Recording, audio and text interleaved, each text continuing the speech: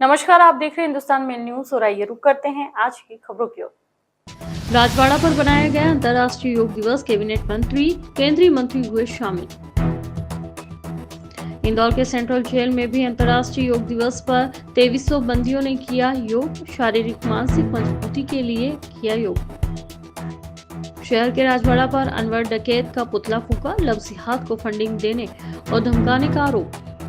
1280 करोड़ की लागत से बनेगा नया इंदौर रेलवे स्टेशन। पहले चरण में 432 करोड़ से प्लेटफॉर्म नंबर 1 से 4 का कायाकल्प। इंदौर में बदमाश के घर पर पुरानी रंजिश और वर्चस्व को लेकर हुआ था हमला। बोतल में पेट्रोल और लोहे की कील भरकर हुआ था हमला। शहर में 2 थाना क्षेत्रों में 2 बैंक एटीएम में की गई तोड़फोड़। पकड़ाए बदमाश, भारत और बबलू नामक बदमाश को पकड़ा है। इंदौर में शिलांग पुलिस को हुए 5 दिन, कई अहम सबूत जुटाने की संभावना। 20 से 25 लोगों से कर चुकी है पूछताछ। भारत में आज अंतर्राष्ट्रीय योग दिवस मनाया गया, जिसमें केंद्रीय मंत्री ज्योतिरादित्य सिंधिया, कैबिनेट मंत्री कैलाश विजयवर्गीय सहित तमाम भाजपा के नेताओं द्वारा युवाओं के साथ राजवाड़ा परिसर में योग किया गया। इस दौरान योग की कई क्रियाएं भी की गई।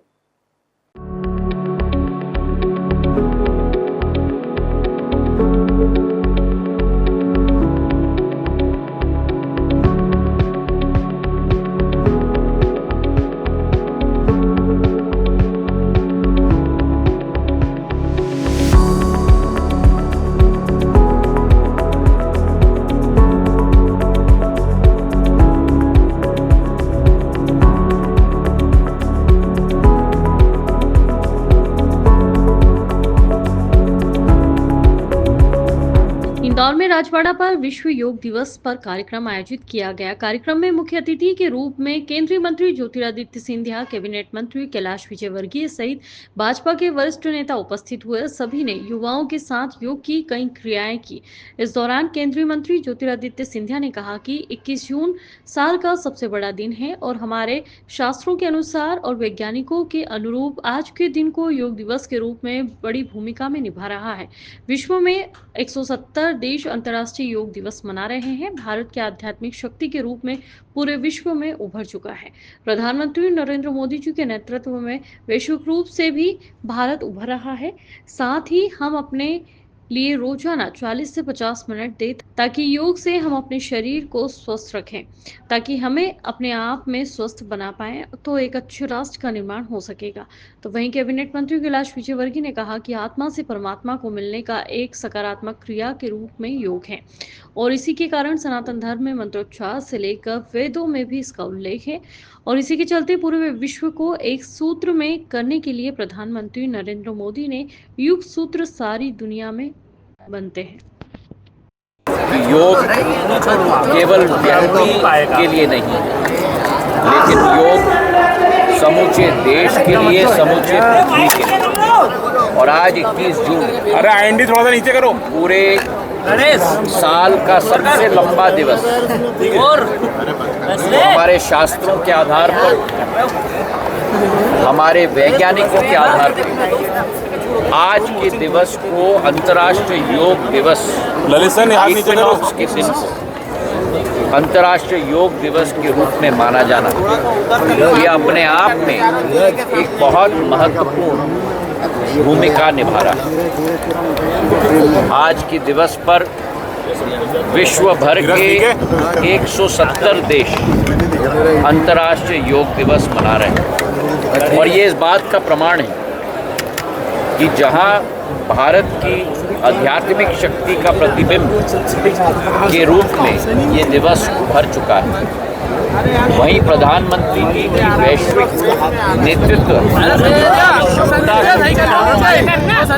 ये अंतर्राष्ट्रीय योग दिवस के प्रमाण बन चुका। योग हम सब अपने जीवन में हर दिनचर्या में 40 से 50 मिनट का समय हम लोग दें, ताकि हम अपने आप को स्वस्थ बना पाएं और अपने आप को हम स्वस्थ बना पाएंगे तो राष्ट्र का निर्माण भी इसके आधार पर होगा। आत्मा से जोड़ने का काम करता है। योग आत्मा को परमात्मा से जोड़ने का काम करता है। इसलिए योग के जितने भी चरण हैं यह व्यक्ति के जीवन के कल्याण के लिए है। और इसलिए जब हम कहते हैं विश्व का कल्याण, योग के माध्यम से विश्व के कल्याण की कामना को सार्थक कर रहे हैं। ये हमारे देश के प्रधानमंत्री जी का अनूठा प्रयोग है। हम बचपन से जब आरती करते हैं तो कहते हैं धर्म की जय हो, अनाज हो, प्राणियों में सद्भावना हो, विश्व का कल्याण हो। ये विश्व के कल्याण का एक बहुत अच्छा मार्ग है, सकारात्मक मार्ग है। मैं समझता हूँ इसके लिए मोदी जी को धन्यवाद देना चाहिए। उन्होंने सारी दुनिया को वसुदेव कुटुंबकम मानकर यह योग के सूत्र सारी दुनिया में बांटे हैं। और वास्तव में भारत ने अपनी जो वेद की ऋचाओं के अंदर जो योग के महत्व को बताया गया उसको सार्थक करने का प्रयास किया। इंदौर में अंतर्राष्ट्रीय योग दिवस के उपलक्ष्य में सेंट्रल जेल में भी बंदियों द्वारा योग दिवस मनाया गया। इस अवसर पर जेल के 2300 बंदियों ने भाग लिया, जिसमें बुजुर्ग बंदियों ने प्राणायाम योग किया, तो वहीं जो बंदी बीमार है उन्होंने भी सुवासा योग का आनंद लिया।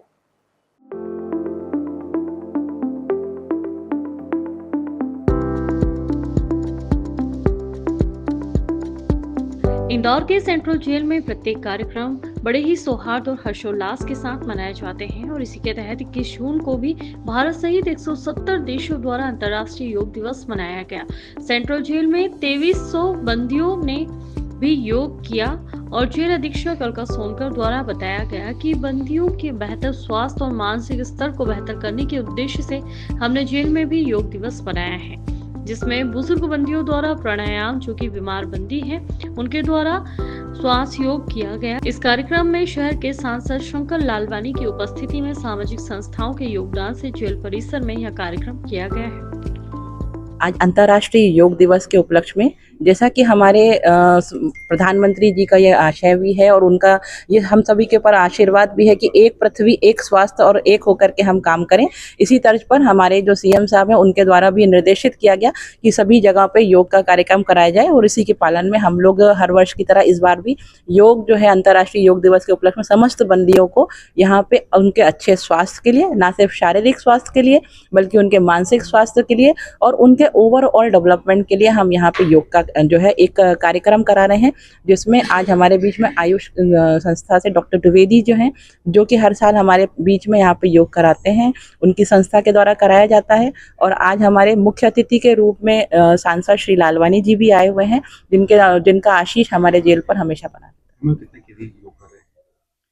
हमारे जेल में लगभग जो भी कैदी आज प्ररुद्ध हैं, लगभग 2300 बंदी हैं, सभी योग करेंगे।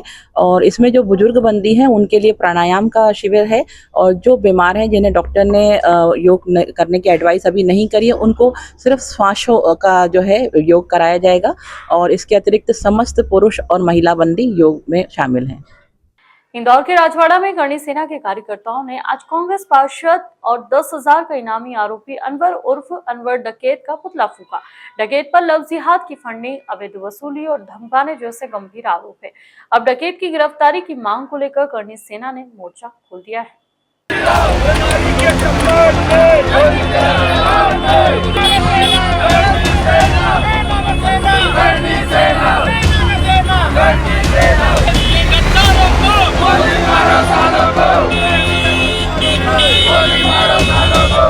टीम अनुराग प्रताप सिंह राघव के नेतृत्व में करणी सेना ने आज कांग्रेसी पार्षद अनवर डकैत के खिलाफ पुतला दहन कर विरोध प्रदर्शन किया। करणी सेना के कार्यकर्ताओं ने अनवर पर आरोप लगाया कि लव जिहाद को फंडिंग करता है, उसने कई हिंदू परिवारों को धमकाया और अवैध वसूली के मामले में भी उसका नाम थानों में दर्ज है। डकैत लंबे समय से फरार है और उस पर 10,000 का इनाम भी घोषित है। पुतला दहन कार्यक्रम के दौरान भारी भीड़ मौजूद रही और सभी ने अनवर मुर्दाबाद और नारी के सम्मान में करणी सेना मैदान में उतर गए और नारे लगाए। इस दौरान वरिष्ठ नेता किशोर सिंह सिकरवार, संभागाध्यक्ष अविनाश सिंह चौहान, नगर अध्यक्ष शुभम सिंह राजपूत, राहुल सिंह जाटौन और अमर सिंह ठाकुर आदि मौजूद रहे। सबसे पहले तो मैं बोलूँ ये पार्टी का कोई उसके अंदर हमारे तरफ से कोई लेना देना नहीं। हमारे लिए वो बीजेपी वाला पार्षद होता या कांग्रेस वाला होता, हम तो आपसे ये बताना चाहेंगे, ये विशेष वर्ग के लोग जो हमारे यहाँ की बहू बेटियों से खिलवाड़ कर रहे हैं, ये बिल्कुल सहन नहीं करेंगे हम लोग। और आगे भी हम लोग इस तरह का यदि इन पे कड़ी से कड़ी कार्रवाई नहीं हुई तो हम इसके लिए उग्र आंदोलन करेंगे। करनी सेना पूरे देश की आबो हवा खराब नहीं होने देगी। इन जैसे लोगों को निकाल के हम खुद जूते मारेंगे। आज हमने पुतला जलाया है, हम इनको खुद को जलाने की भी इच्छा रखते हैं। हम तो पार्षद पद से बर्खास्त की मांग है। पर्चा ये तो पार्टी को खुद सोचना चाहिए कि इस विशेष वर्ग के लोगों को, इन लोगों को तो पार्टी से हम चाहते ही है और आगे भी हमारी मांग यही रहेगी कि इसको तुरंत इस पार्षद पद के मुक्त किया जाए इसे, और इसको देश विरोधी इसको देश से भी निकाला जाए, कड़ी से कड़ी कार्रवाई की जाए। ये अनवर कादरी के खिलाफ आज प्रदर्शन किया गया है। ये अनवर कादरी के खिलाफ नहीं, ये हर उस व्यक्ति के खिलाफ प्रदर्शन है जो भारत विरोधी गतिविधियों में लिप्त है या उस प्रकार की मंशा रखता है। और अनवर कादरी जैसे डकैत जो आज 10 दिन हो गए हैं, करीब 10 दिन हो गए हैं करने के बाद भी पुलिस अभी तक उसको पकड़ नहीं पाई है। इसके पीछे कौन है? क्या वो इतना बड़ा डकैत है जो पुलिस उसको पकड़ने में सक्षम नहीं है? और पहले भी, आज से पहले भी कई अपराध है, 12 से कहीं ऊपर उसके ऊपर अपराध, उसके बाद भी उसके पास में लाइसेंसी बंदूक है, सारी चीज़ें हैं। और हमारे पास एविडेंस भी है, जो 2 लड़कों को उन्होंने पैसे दिए 2 लाख 3 लाख, हमारे पास एविडेंस भी है, सारी चीज़ें तैयार है। 1 दर्जन से 2 दर्जन से ऊपर केस होने के बावजूद उस व्यक्ति को गन का लाइसेंस कैसे मिल रहा है? कानून के तौर पर तो किसी को 51 या छोटी मोटी कोई धारा लग जाती है तो उसको लाइसेंस नहीं मिलता, उसको लाइसेंस कैसे मिला? और कांग्रेस अभी तक सोई हुई क्यों है? मैं ये मांग करूंगा कांग्रेस से भी कि ऐसे पार्षदों को सदस्यता निरस्त की जाए। किसी का संरक्षण नहीं किया है पार्षद। हाँ, संरक्षण किसका? ये तो पुलिस वालों को, ये पुलिस अधिकारियों का काम है, इन्हें को पूरा लगाए, पता करें। और अगर इस प्रकार की गतिविधि आगे भी चलती रही और अगर ये 1 वीक का हम सप्ताह दे रहे, अल्टीमेटम दे रहे, अगर नहीं पकड़ा प्रशासन ने तो करनी सेना पूरी मध्य प्रदेश की बड़ा आंदोलन करेगी। इंदौर रेलवे स्टेशन को करीब 1280 करोड़ की लागत से नया स्वरूप दिया जा रहा है, जिसमें प्रथम फेज में 432 करोड़ से प्लेटफॉर्म नंबर 1 के रिनोवेशन के लिए जनप्रतिनिधियों ने शहर के सामाजिक संगठनों, व्यापारियों और प्रबुद्धजनों से सुझाव लिए, जहां शहर के 2 प्रमुख शास्त्री ब्रिज और पटेल ब्रिज को नए स्वरूप को बनाने की भी मांग उठी, जिस पर प्रस्ताव बनाकर रेलवे मंत्रालय को भेजा जाएगा।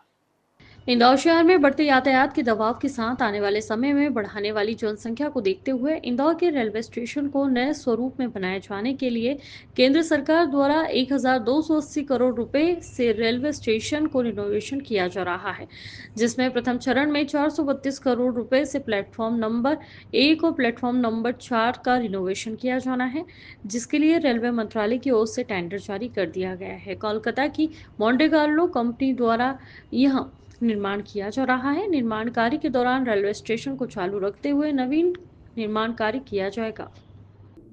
इंदौर रेलवे स्टेशन का रीडेवलपमेंट का काम प्रारंभ हो गया है और अभी शुरुआती दौर है, सॉइल टेस्टिंग वगैरह और जो पार्सल कार्यालय है वो हटाया है।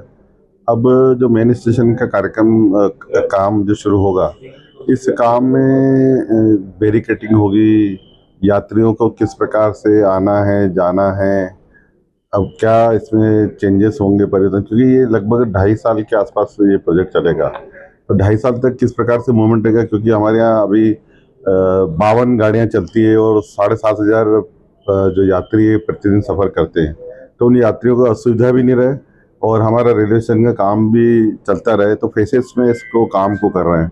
तो जो आज रेलवे के अधिकारी, उन्होंने मुझे पिछली बार मिले थे, उन्होंने ये प्रेजेंटेशन दिखाया था रेलवे के अधिकारियों ने और कंसल्टेंट ने और कॉन्ट्रैक्टर ने।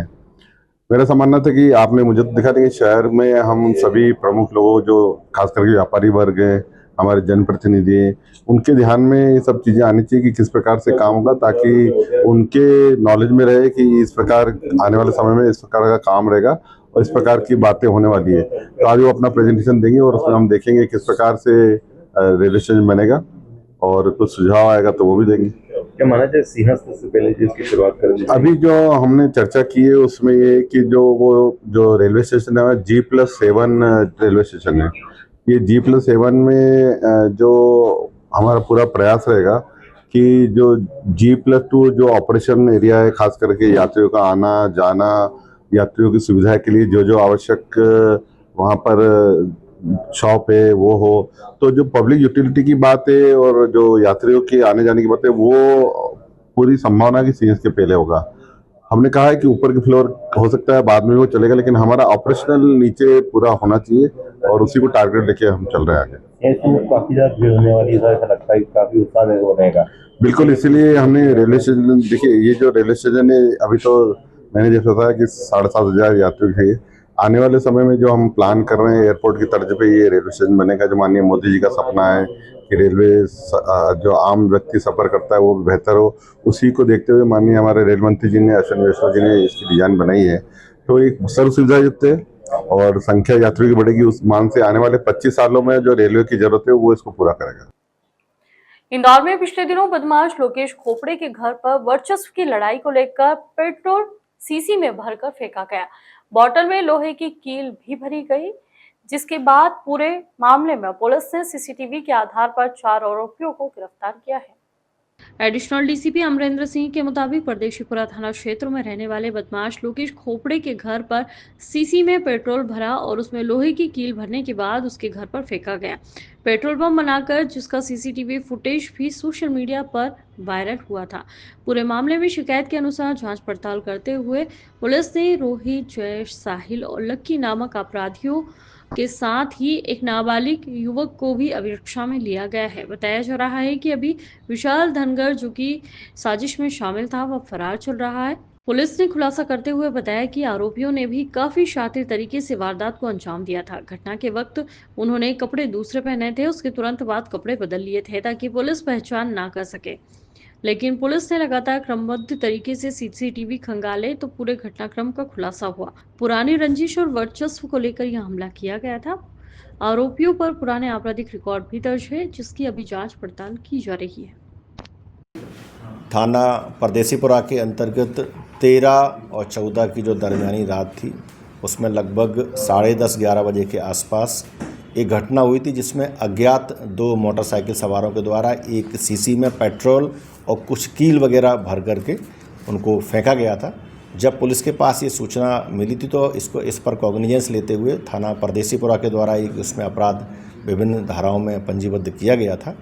और जब इस पूरे मामले का इन्वेस्टिगेशन किया गया तो इस इन्वेस्टिगेशन में कुछ महत्वपूर्ण जो फैक्ट्स हैं वो आए हैं और इस घटना का वीडियो भी सोशल मीडिया पर काफ़ी वायरल हुआ था। अब तक इस मामले में पुलिस ने 5 आरोपियों को गिरफ्तार किया गया है और इसमें जो मुख्य आरोपी जो है इसमें रोहित धनगर और जो फरियादी लोकेश खोपड़े था, उसका किसी बात को लेकर के आपस में पुराने समय से रंजिश चली आ रही थी।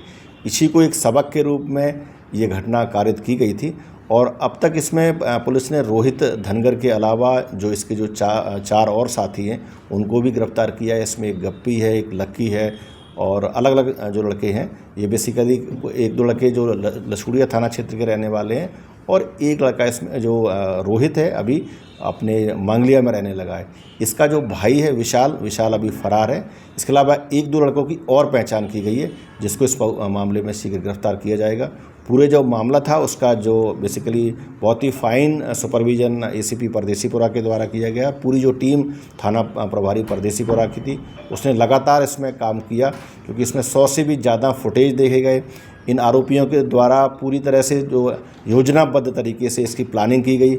इसमें साथ में एक और इसमें उल्लेखनीय जो बात है कि इस पूरे मामले में हम एक संगठित अपराध जो नया जो कानून भारतीय न्याय संहिता है उसके तहत जो धारा 111 है उसका भी हम लोग इसमें इजाफा करने वाले हैं कि इस प्रकार का ऑर्गेनाइज्ड क्राइम, मतलब किसी को धमकाने के लिए इन लोगों ने पूरी योजना बनाई। योजना कारित करने के बाद में अपने आप में कपड़े और बाकी सब चीज़ों में बदलाव लाया गया, गाड़ी को बदला गया। तो इस पूरे घटनाक्रम का पुलिस ने मतलब लिंक टू लिंक एनालिसिस किया और इस पूरे मामले का एक पर्दाफाश किया है। आरोपी जो पकड़े गए हैं रोहित धनगर और इनके साथी, इन सभी के क्रिमिनल रिकॉर्ड्स भी हैं। इनकी गैंग हिस्ट्री सीट भी तैयार की जा रही है। साथ में जो प्रतिबंधात्मक कार्रवाई जिला बदर है वो भी इनके विरुद्ध में की जाएगी। कुल मिला के एक जो ये उभरता हुआ एक ऐसा रैकेट था जो कहीं ना कहीं कोई एक दहशत करने के उद्देश्य से ये घटना की गई थी। इसको पुलिस ने पूरे मामले को जो पर्दाफाश करने में परदेसीपुरा ने उल्लेखनीय सफलता प्राप्त की। बेसिकली लोकेश जो यहाँ गली नंबर 9 में रहता है परदेसीपुरा में, इसका भी क्रिमिनल रिकॉर्ड है और इसका जो रोहित, विशाल, इनका भी क्रिमिनल रिकॉर्ड मिला है। रोहित और जो विशाल है ये दोनों भाई आपस में ये पूर्व में हत्या में भी रह चुके हैं और थाना पहले हीरानगर में रहते थे, लेकिन अभी हाल फिलहाल चूँकि इनका रिकॉर्ड होने से कई बार पुलिस की दबिश रहती है, तो ये मांगलिया में रहने लगे हैं। सर क्या ये सामने आया है क्योंकि ये पुराने बदमाश है तो गैंगवार होने की संभावना? देखो, इसमें मुख्य रूप से जो बात थी, कहीं ना कहीं इन चूँकि पुराने बदमाश हैं और दोनों ही लोकेश खोपड़े और जो धनगर, जो रोहित और विशाल धनगर, इनका एक अपना मतलब एक नए लड़कों को इकट्ठा करना, उनके माध्यम से एक दूसरे पर मतलब सहमत का वो करना, तो इस प्रकार का कई बार जो लड़कों में आपसी कई बार झगड़े या कई बार घटनाएं हो जाती हैं, कई कह सकते हैं गैंग टाइप में एक बनाने का प्रयास था। उससे पहले जबकि ये कोई घटना करते, पुलिस ने इस पूरे मामले को फॉइल किया है और सभी लोगों को उसमें आइडेंटिफाई करते हुए गिरफ्तार किया है। बेसिकली ये पेट्रोल बम क्या कह सकते हैं, लेकिन जो कि यहाँ इस प्रकार का कल्चर नहीं है। एक सीसी में पेट्रोल ज़रूर भरी थी, एक जो बॉटल होती है कांच की, और उसमें कुछ कील वगैरह मतलब लगाए थे और घर के पास में उसको फेंका गया था। पेट्रोल चूँकि हाँ, ये एक मतलब है कि ये क्योंकि ये कई बार जो पेट्रोल 50 ग्राम 100 ग्राम कई बार जो गाड़ियों में भी लोग अपनी मोटरसाइकिल, जो इसकी स्वयं की मोटरसाइकिल जो घटना में हुई है यूज, उसी से इसको निकाला गया था और उसके बाद उससे यूज किया गया था। इसके बीच में, दोनों के बीच में लंबे समय से आपस में रंजिश चली आ रही है और कई बार इस प्रकार के जो बदमाश रहते हैं, इनके कई बार हित कहीं ना कहीं कुछ जब टकराते हैं तो आपस में रंजिश रहती है। तो उसी के कारण ये घटना मतलब एक बेसिकली अपना अस्तित्व को बनाने के लिए ये घटना की गई।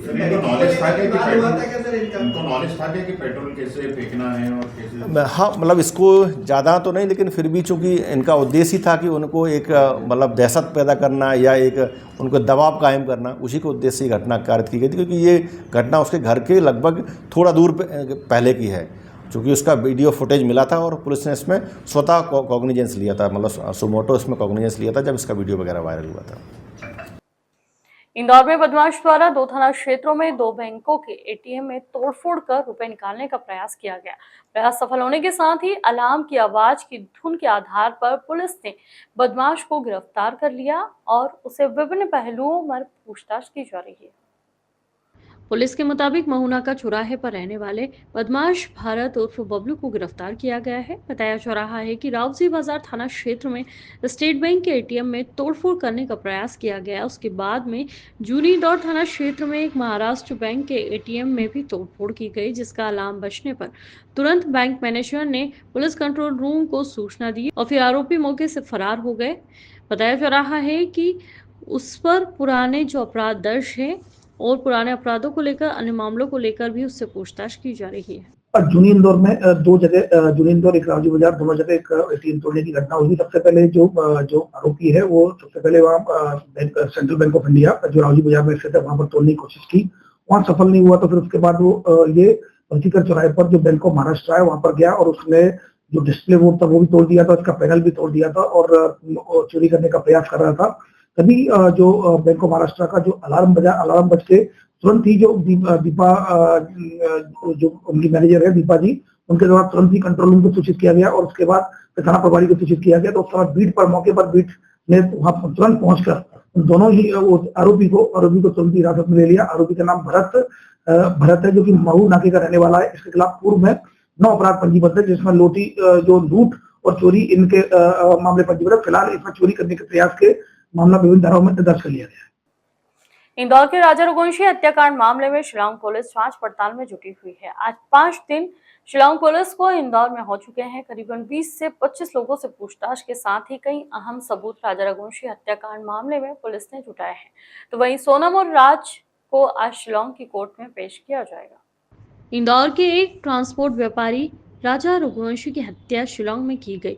इस मामले में पुलिस ने भी राजा रघुवंशी की पत्नी सोनम रघुवंशी और राज कुशवाहा, आकाश राजपूत, विशाल चौहान और आनंद कुर्मी को गिरफ्तार किया। सबूत जुटाने के लिए शिलांग पुलिस पिछले 4 दिनों से इंदौर में है। साथ ही आज 5वां दिन है। बीते 4 दिनों में शिलांग पुलिस ने 20 से 25 लोगों से पूछताछ के बाद साथ ही कई अहम सबूत भी सोनम रघुवंशी के घर से जुटाए हैं।